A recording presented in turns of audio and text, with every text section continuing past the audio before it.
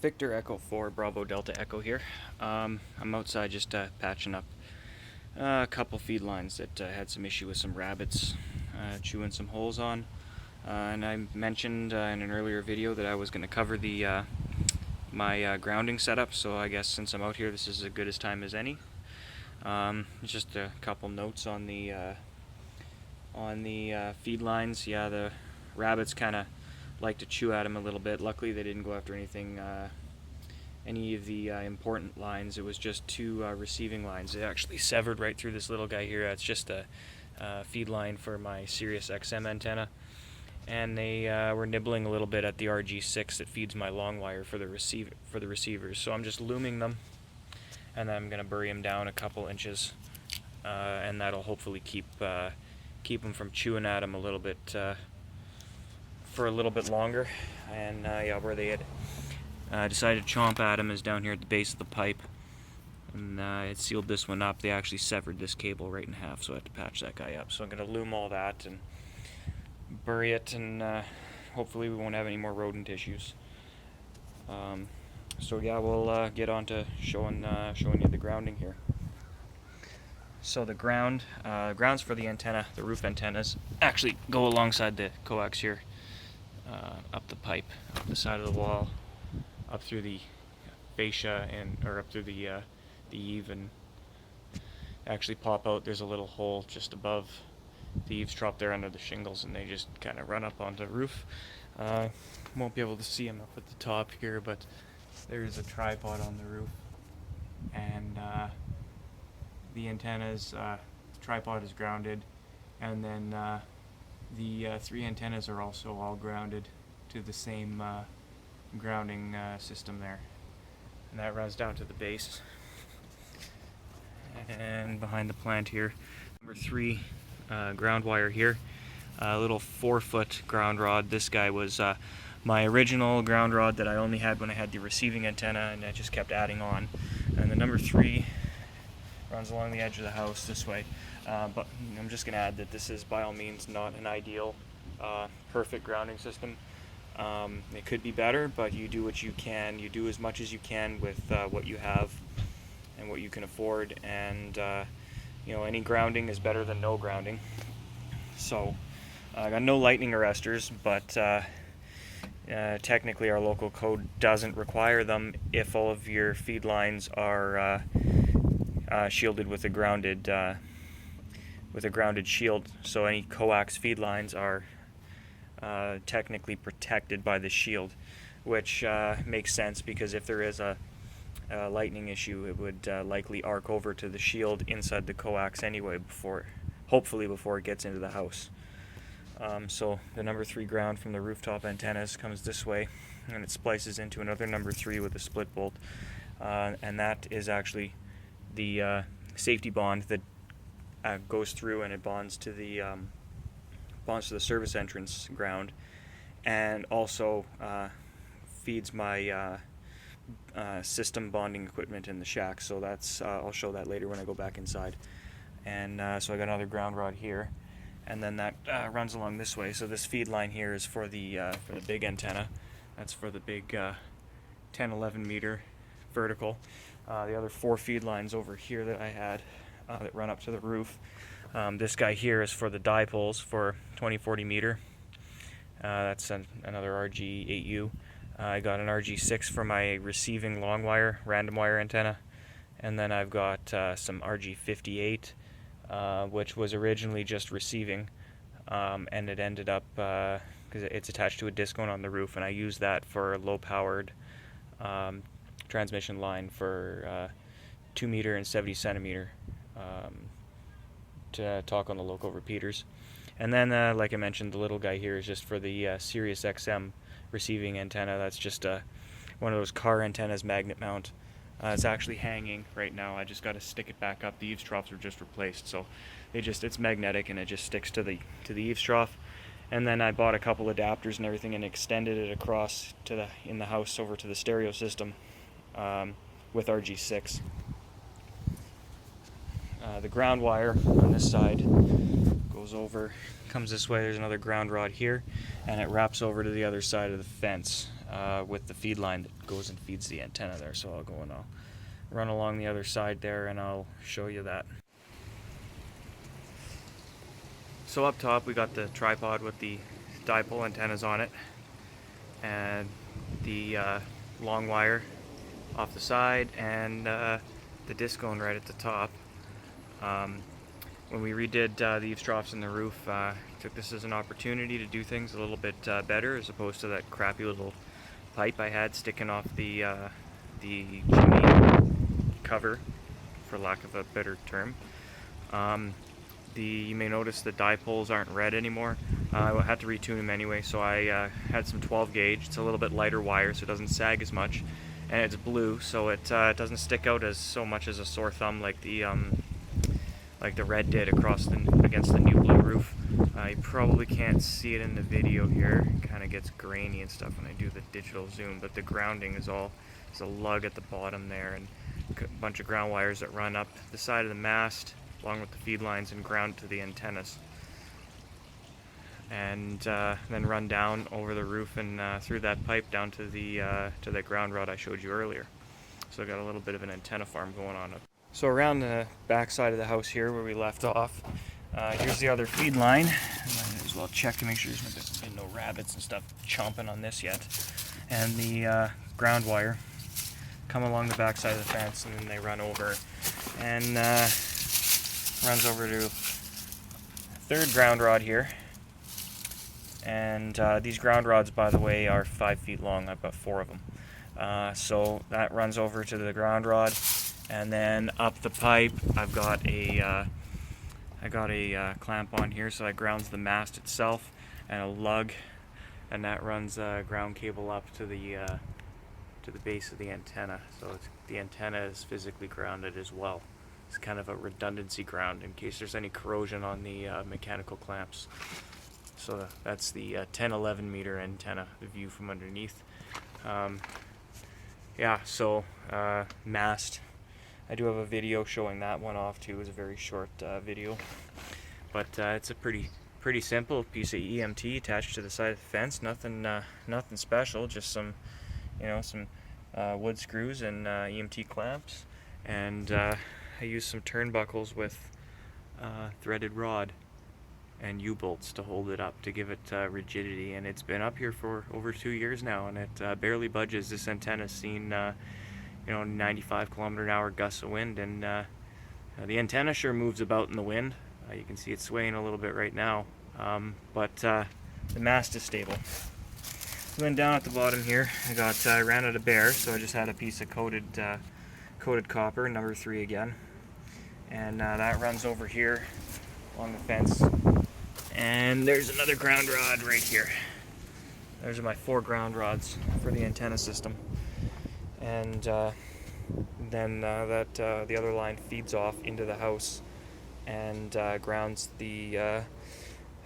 feeds the shack's equipment bonding bus that I also briefly highlighted in my shack tour video, which I'll go over again, and also feeds off to to bond the antenna grounding to the main service entrance, which you want to do to keep voltage differentials at a minimum. Otherwise, you could end up with issues where your voltages on your antenna grounding system and your actual electrical ground are at a different potential, and it can cause issues. I'll cover that a little bit in the next part of the video.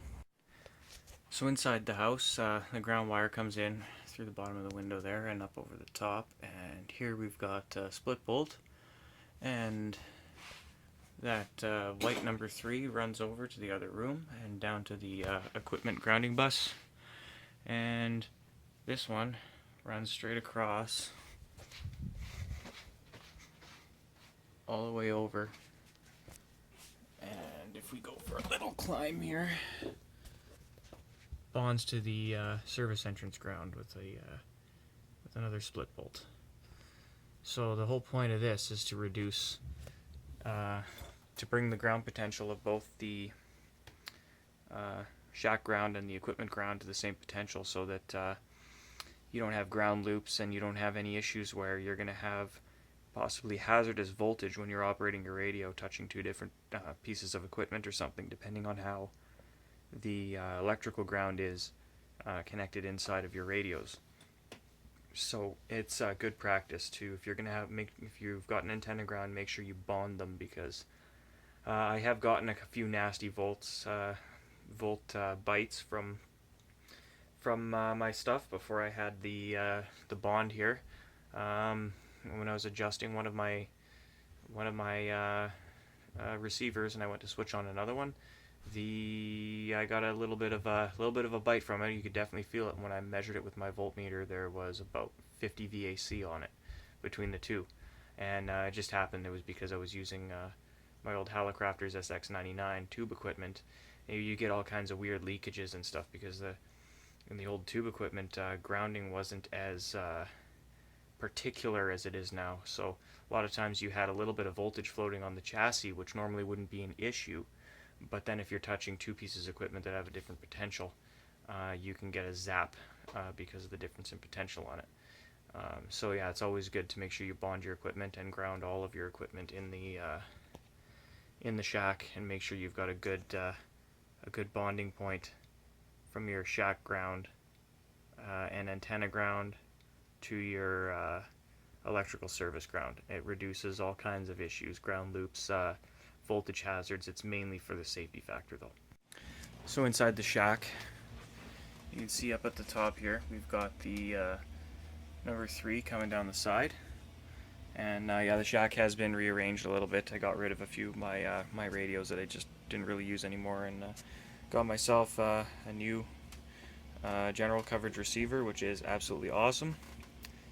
An ICOM ICR70, and I've also got another Hallicrafters receiver that this one needs a little bit of work. It hums, but it's in nice shape, so I've got that guy there too as well.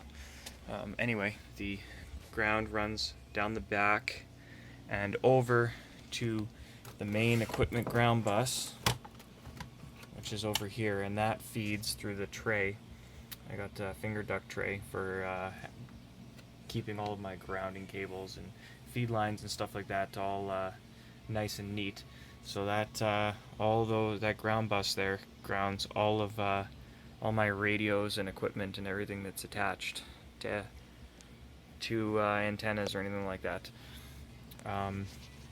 So that's the main ground right here, number 3, and it should technically have this cable taped green by my local electrical code, so that this is marked as a ground and not a neutral. So if any electrical inspectors come in and see it, they know it's a ground.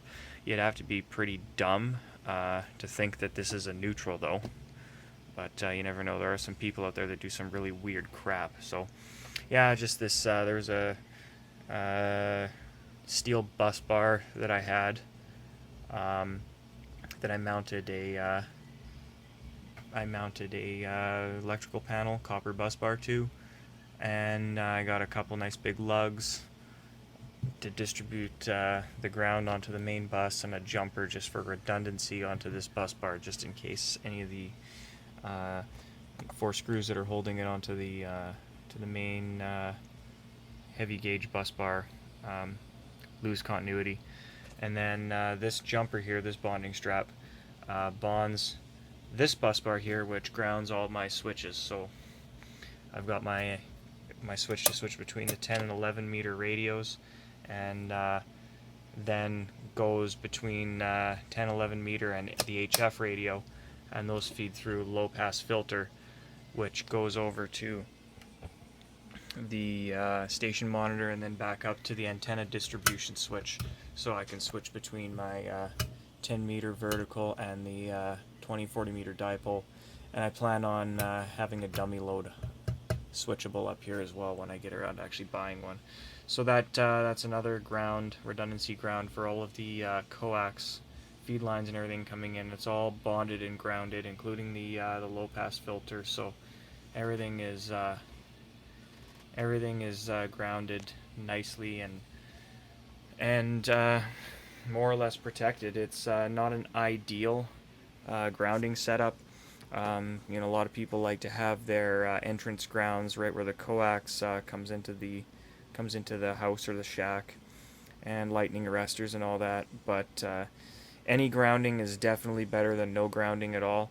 So as far as what I've got here, and my antennas don't really have a hell of a lot of height on them either. So um, if lightning does manage to strike one of these things, I'm pretty unlucky because they're not much higher than most of the metal chimneys and stuff on the rooftops of the houses around. So um, other than that, there's not really much you can do. I mean, you do more damage striking that ungrounded chimney than it would striking my antenna system. I'll lose a bunch of antennas and maybe a radio or two, but it's better than you know uh, dying or setting the house on fire. But it should fare half decently.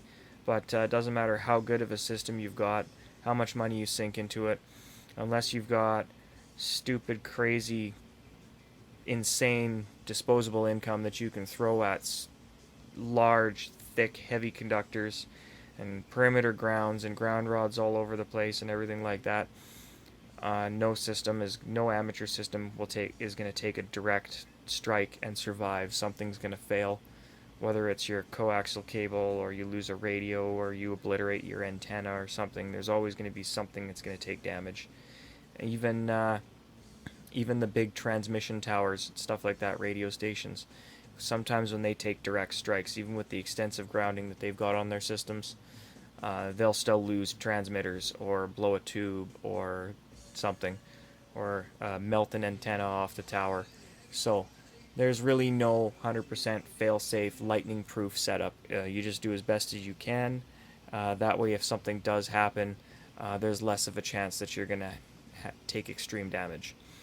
Anyway, that was the little tidbit that I was going to that I promised on the grounding there. I finally got around to it. I know it's middle of the summer now and not exactly spring like I had mentioned earlier, but there it is. I hope you enjoyed. Victor Echo 4 Bravo Delta Echo clear.